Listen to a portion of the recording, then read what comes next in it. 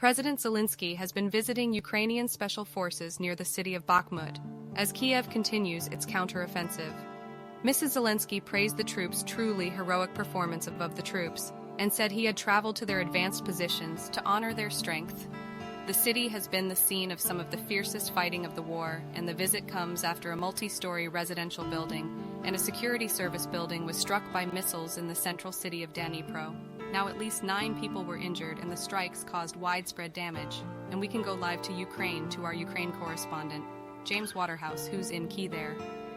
James, clearly, that strike just in the last sort of few hours and last night, and it was clearly damaging to morale.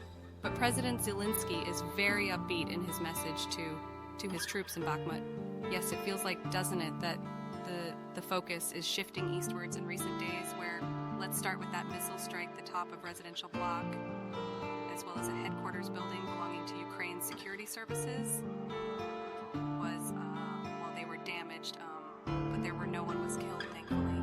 But 9 people were injured, and it reminds you of the residential block that was struck earlier in the year, where dozens of people lost their lives. I think the city of Dnipro is interesting because it's only 3 hours from the front line. But it's a place which has really carried on as normal.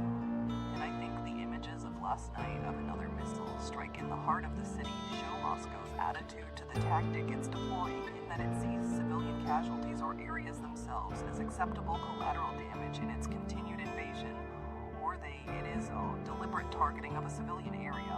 Now, we've heard from the Kremlin saying it was targeting a Ukrainian command post with what it called high-precision weapons.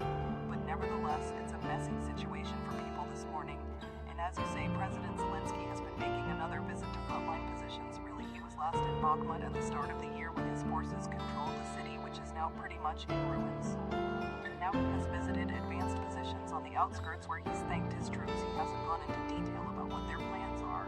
He even posed with them at a petrol station having a coffee, which is a Ukrainian pastime. You often see soldiers at petrol stations making long journeys